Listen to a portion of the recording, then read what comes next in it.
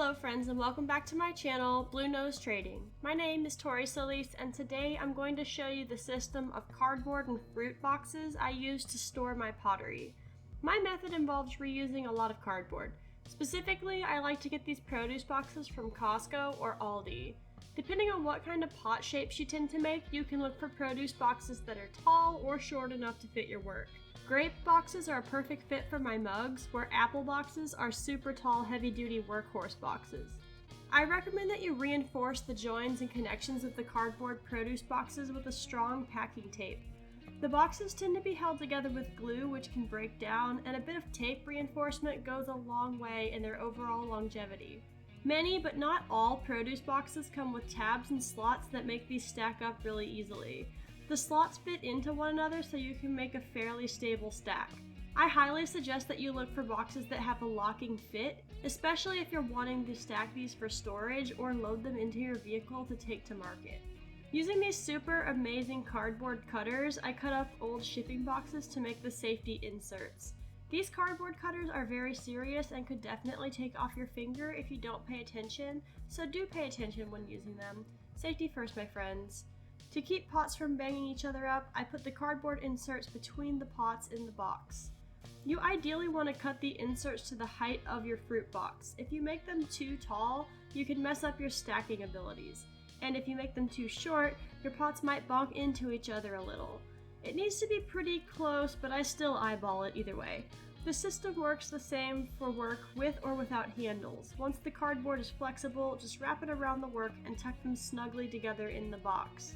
For the inserts, I like to use pretty flimsy cardboard. The thin cardboard will do the job in keeping them safe. It also takes up less space in the box and is much easier to bend into shapes with your hands. If you use super strong cardboard to make these inserts, your hands can get really tired really fast of rolling up and shaping the inserts. This method works great for home studio storage as well as for taking your work to market. This method of storage has always traveled well for me. I haven't ever had a pot break, though I'd say that a part of that is luck.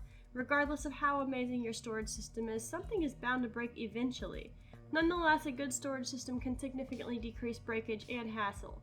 You can modify this approach in lots of different ways. I encourage you to play with the idea and see what works for you and your work and situation. I also realize this takes a bit of time and effort, which not everybody has in abundance.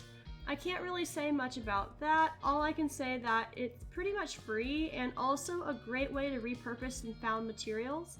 I would personally rather put in a little extra effort rather than spending more money on more plastic. I use inventory number stickers so I can easily find the pot I'm looking for in a box. I also have labels on the outside of each box to denote what is inside. In general, I recommend that you find a storage system that resonates with you.